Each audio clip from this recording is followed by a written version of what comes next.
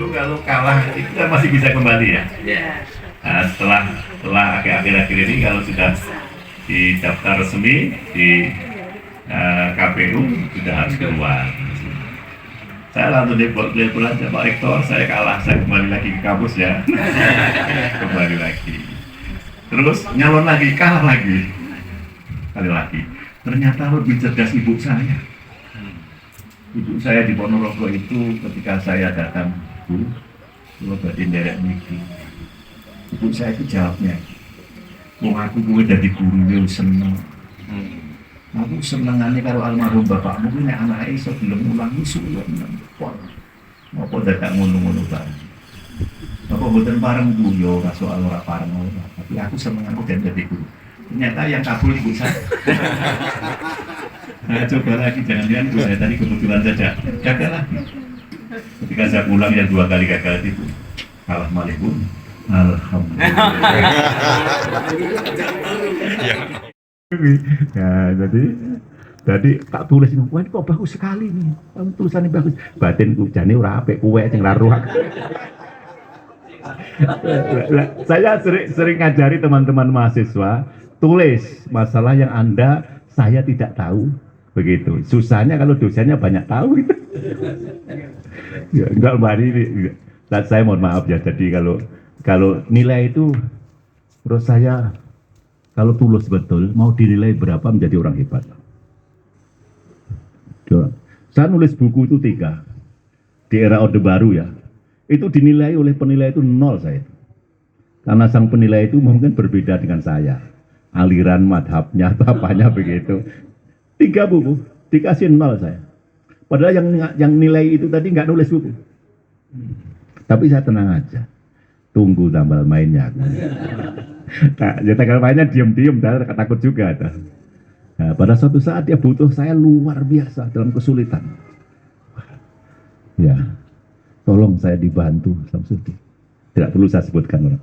Tolong dibantu, betul ini saya kalau tidak dibantu ini berat ini. Ya, saya bantu. Dan saya lupakan Bapak yang melakukan seperti itu. Ya, alhamdulillah Tuhan memberi kompensasi yang lebih baik seperti ini. Jadi nah, saya tidak punya niatan, jadi kalau Bapak dulu nilainya tidak A semua, ya nyatanya ya nggak mungkin kalau A semua kan, faktanya kemampuannya beda-beda. Dosen yang menilainya semua A semua, pasti dia tidak koreksi. Yakin, nah, saya sudah yakin. Banyak itu dosen-dosen yang begitu, nggak keluar nilainya lama, jadi nyambut kayak opong. Iya. Sering kan, lama sekali gak keluar terakhir dengan podo kabeh C kabeh. Itu ada kelakuan gitu. Tapi kalau jurusan bahasa Arab itu tidak. Sakit benar. Itu saya sudah tahu aja gitu ya. Nah, mohon maaf ya Bapak Ibu ya. Dan nilainya yang terbaik saya juga sudah lupa. Iya. Iya ya. Ya. Kan logikanya sederhana, saya masih dosen muda, masih idealis seperti itu dan pengen ya bagaimana yang teman-teman itu dimotivasi untuk lebih hebat. Tujuannya hanya itu saja. Saya kemarin ketemu angkatannya Pak Raja saya itu yang dikenal dengan saya itu, saya termotivasi. Padahal saya cuma gaya-gaya aja sebenarnya. Gaya-gaya aja. Gaya-gaya apa artinya? Masa sih guru tidak mampu memotivasi? Lah ngapain dia dihadirkan untuk itu kok? Nilai itu bukan satu-satunya. Tapi kalau motivasi dimasukkan dari dia akan jadi apa saja dan bermanfaat. Menurut saya seperti itu. Saya belajar filsafat Konghucu itu 2 semester. Sampai sekarang saya pegang itu. Sama Profesor Lasio, mungkin kenal Pak Marzuki. Profesor Lasio itu adalah satu-satunya guru filsafat Cina, Konghucu, era Gus Dur yang terbaik. Yang terbaik. Saya belajar dia 2 periode, 2 semester. Itu ada kata-kata ini sampai sekarang saya pegang. Kalau ini dipegangi betul, meskipun kola Konghucu radhiyallahu anhu ya. Gini Pak, kata-katanya sederhana sekali. Jangan susah dan jangan gelisah kalau Anda tidak dihormati orang lain. Biasanya kalau orang tidak dihormati orang itu kan, jadinya ada apa saya itu kurang apa begitu. Waktu gitu biasanya kurang apa saya itu. Kalau suami istri ya begitu, saya jadi kurang apa toh. Wis koyo ngene sik kurang gitu. Tapi kata Konghucu belum titik. Tapi susah dan gelisahlah kalau Anda memang tidak pantas dihormati. Tak eling-eling itu. Jangan susah dan jangan gelisah kalau Anda tidak dihormati orang lain, tetapi susah dan gelisahlah kalau Anda memang tidak layak dihormati. Terus kan solusinya gimana? Konghucu mengatakan segera pantaskan. Lu itu kena diurai itu. Ternyata iya. Jangan susah dan jangan gelisah jadi istri yang tidak dihormati suaminya. Tapi susah dan gelisahlah kalau memang Anda itu istri yang tidak pantas dihormati. Terus dibalik. Jangan susah dan jangan gelisah jadi suami yang tidak dihormati istrinya. Tapi susah dan gelisahlah kalau Anda memang suami yang tidak pantas dihormati. Lanjutkan terus saja. Jangan susah dan jangan gelisah Anda menjadi mubalik yang tidak dihormati oleh pendengarnya.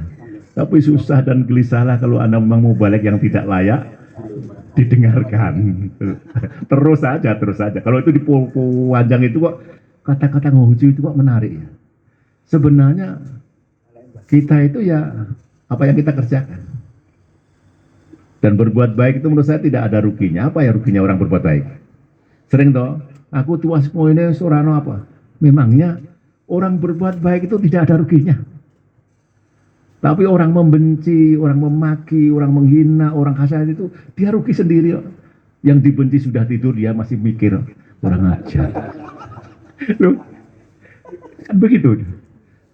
Orang mendengki begitu, ada temannya mungkin ekonominya bagus wah begini kabarkan begini, kono is uanger, malah tambah tuku apa-apa, ini cek nyebut itu aja. Jadi sebenarnya orang berbuat baik itu tidak ada ruginya, untung terus. Orang yang tidak mau berbuat baik itu sebenarnya dia akan rugi terus. Gimana wong yang lain sudah berkembang terus dia memikirkan wong dia, sampai lupa memikirkan dirinya.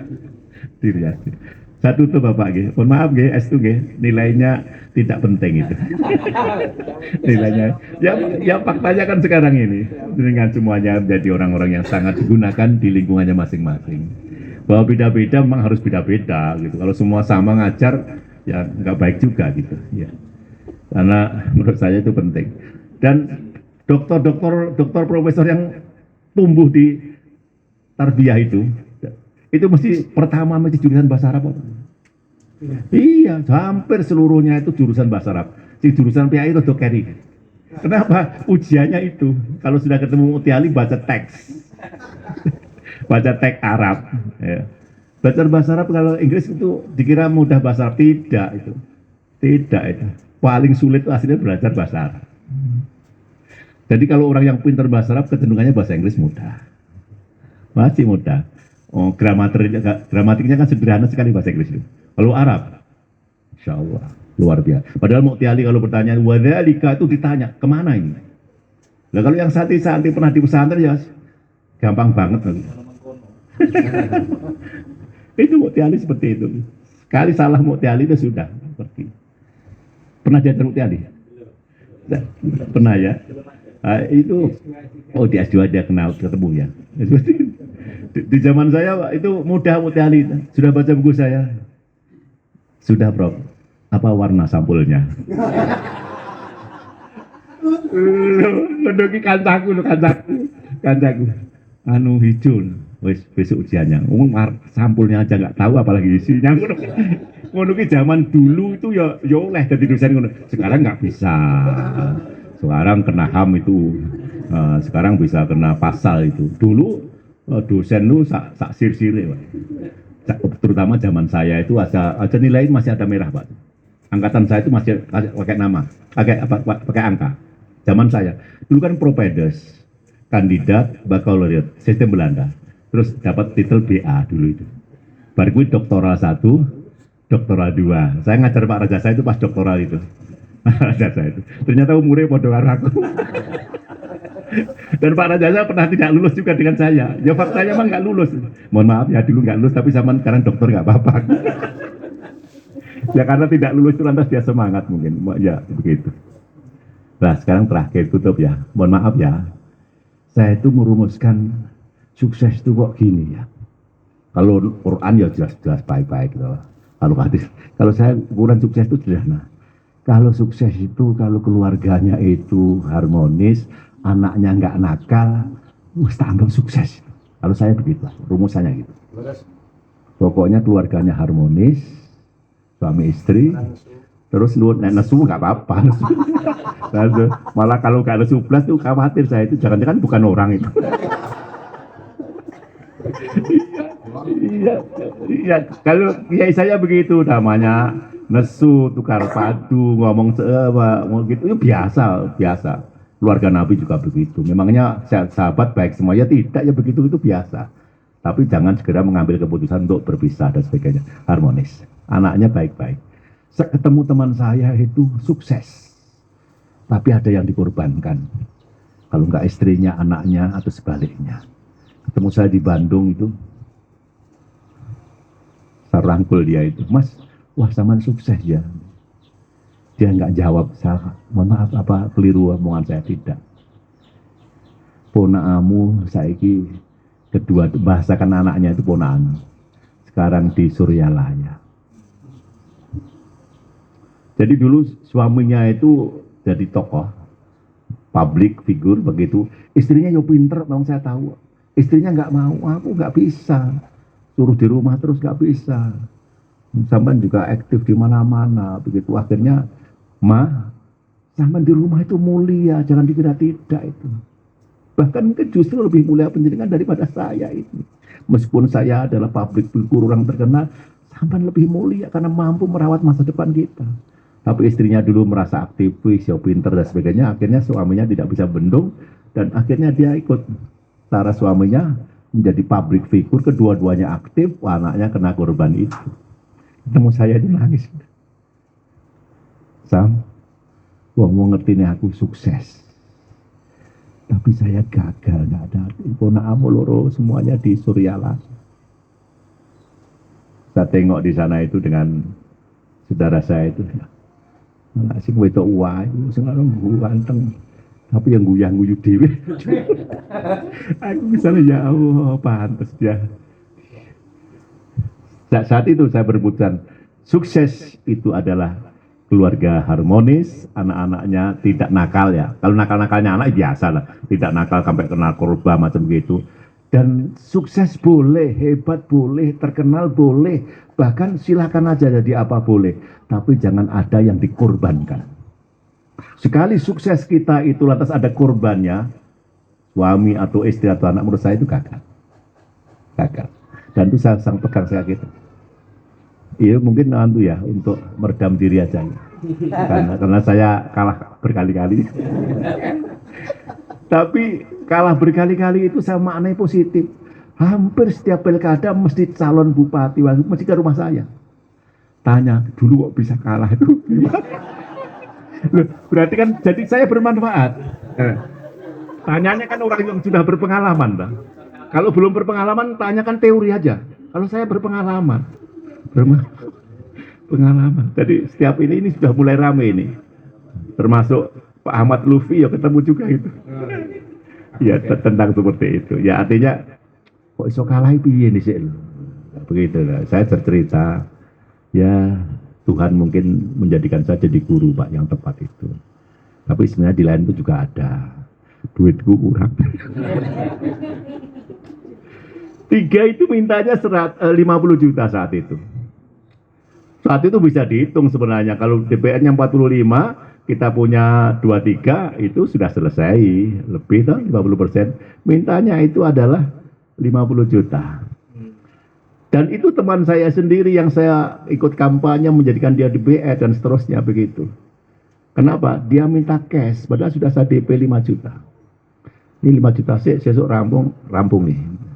Ternyata yang milih yang cash itu untuk politik yang ngono kuwi lah. Wis kayak ora kelingan dewangi ngasek. Saya itu sampai lupa kalau saya itu jadi dosen dulu.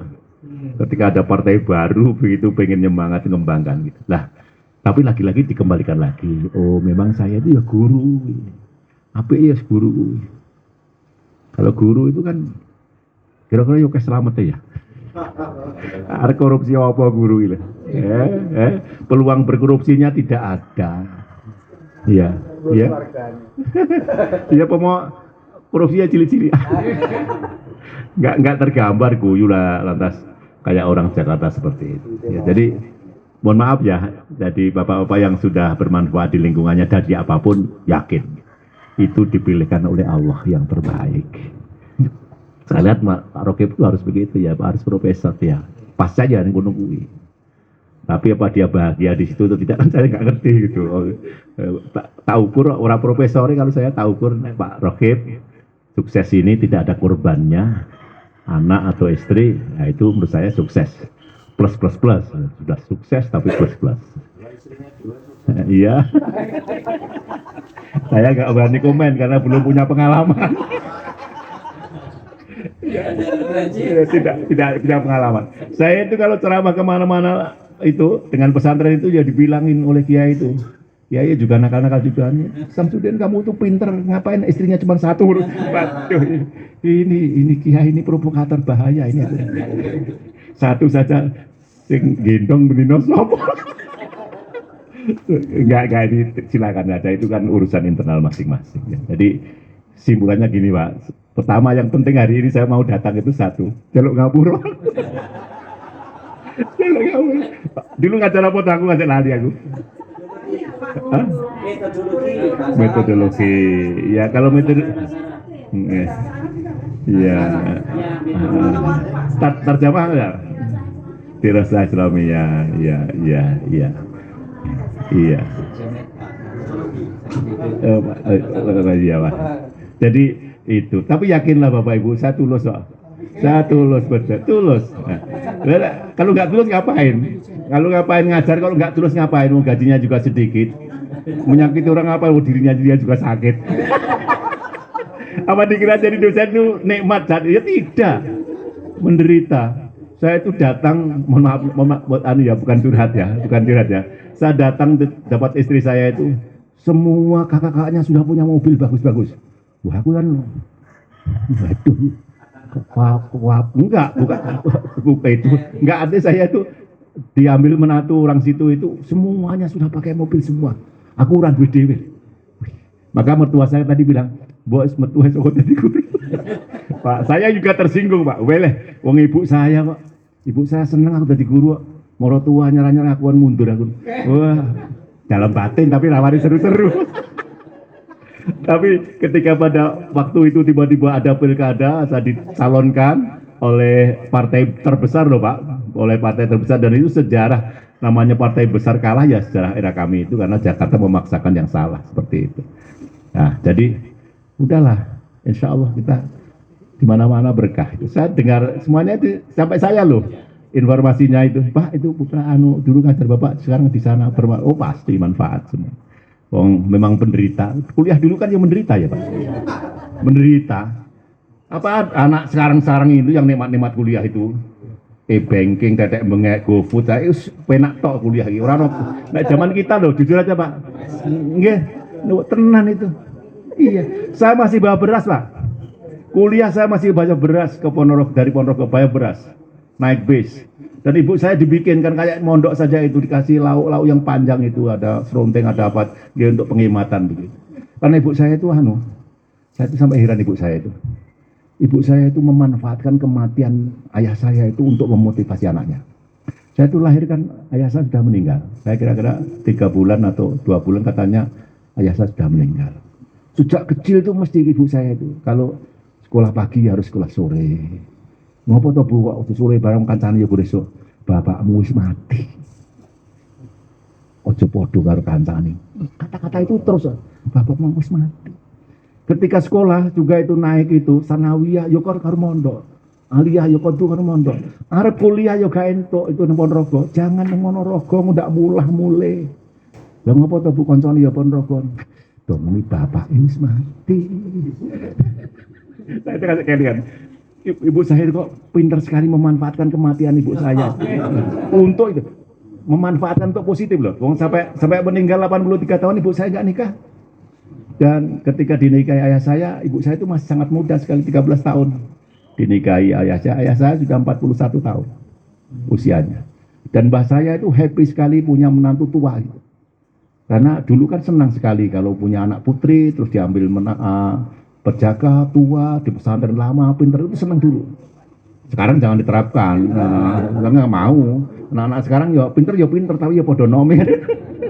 Jadi kalau lihat Riok Ponorogo itu, Mas, yang Ponorogo, lihat Ponorogo itu, ibu saya itu nggak nampak toh, dipanggul oleh ayah saya itu, bener loh, jondelok. Lah, itulah mungkin ibu saya cintanya luar biasa gitu, pada ayah saya itu. Ditinggal mati, ayah saya usianya 21 mungkin, anaknya 4 gitu, saya terkecil begitu. Jadi 4, jadi anaknya 4 itu. 2 tahun, 3 tahun punya anak begitu. Itu setiap kematian.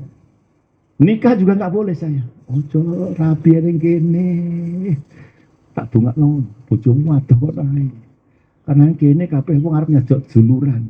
Dulu namanya BA, Dokter Andes. Wah, gaya toh Bu, keren saat itu. Saat desa yo ora patek akeh wong ngono ya. Ana cah enom terus Dokter Andes terus jadi dosen. Wes, akeh sing arep kepek mantu kae. Mungkin gitu mungkin. Ibu saya bilang, ojo nang kene. Tuh, dongak niku nato. Dengan saya nggak punya pikiran saya dulu saya harus nikah dengan di Ponorogo. Sejak kecil saya sudah nggak di rumah. Saya pengen dekat dengan ibu saya. Saya pengen nikah istri saya Ponorogo. Ibu saya jangan, boy tak dongak no, jangan yang gini. Gue udah hilang sedulure. Nah, akhirnya seperti itu. Ya kenapa? Ya biar ketemu penjenengan itu mungkin. Gitu, matur nuwun, mohon maaf sekali lagi. Yang penting sekali ojo tiling liane. Pokoknya kok jaluk kapur. Jaluk kapur. Ngajar 88 ya, Mas? 88 ya. 88 saya baru ngajar kira-kira ya 6 tahun lah, 6 tahun ya. 6 tahun. Yes. Sama-sama menderitanya guru bedok ini yang ngarep kurang yang kuno ya. Gitu. Matur nuwun, makasih. Kalau ada yang baik-baik itu kebetulan aja, bukan jadi. Kalau tadi disebut ada motivasi, aku guru gaya-gaya wayang. Aku menghibur diri dan bodoh semangat. Matur nuwun, akhirul kalam. Assalamualaikum warahmatullahi wabarakatuh. Bu saya mau ditulis, Mas Masuki ditulis tentang saya, ditulis biar nanti jadi pelajaran bagi saya, bisa dibaca orang lain, gitu loh. Jadi dulu saya itu diperlakukan tidak baik oleh dosen itu banyak, tapi saya bercita-cita, saya pengen tidak akan menyakiti mahasiswa. Saya itu senantiasa cenderung mempermudah, tidak pernah. Mahasiswa konsultasi ke saya itu pulang tak antar. Asal ceritanya kalau laki-laki, kalau putri istri saya aja antar sampai Besolin. Karena dulu mesti naik andong atau naik becak ke rumah saya kan kasihan pulang pergi. Kalau ke rumah pokoknya tak antar sampai ke sana. Kalau laki-laki, kalau ada putri saya antar dengan istri saya. Saya ingin sekali begitu karena mahasiswa itu sulit kok. Daerah itu sulit, kan tidak semua mahasiswa itu anaknya orang kaya kan, ya tidak ya, punya keterbatasan. Jadi lah ya, jadi tidak ada seperti itu. Dan yang saya katakan mungkin tidak bikin sulit ya Pak dulu ya. Wah sulit bisa makan 3 kali itu. Ya, alhamdulillah begitu. Ada yang masih masak nggak dulu? Nah, iya. Sekarang nggak mungkin untuk anak-anak kita kan. Oh, anak-anak kita terlambat sebentar aja udah. Nah, begitu. Jih, matur nuwun. Saya usul sebentar.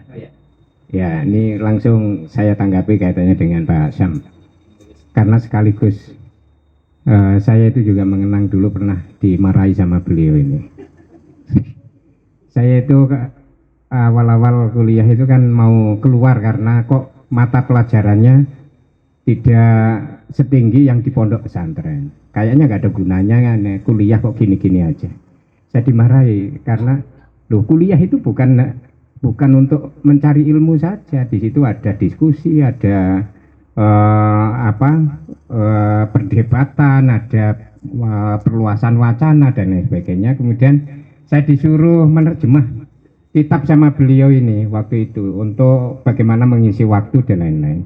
Nah menurut saya ini pengalaman yang sangat berharga. Beliau tadi bilang untuk menulis, saya pikir kok ini perlu disepakati. Mungkin perspektifnya bisa beda-beda ya melihat beliau ini ya. Nah ini untuk menghadirkan buku ini mungkin nanti ada tim yang disepakati. Ya saya ya. Sekarang 68. 70 tahun ya. Itu saja saya ini sangat mendukung kaitannya dengan yang ini. Tadi saya di rumah juga sudah mikir untuk menulis untuk beliau ini. Makasih. Makasih.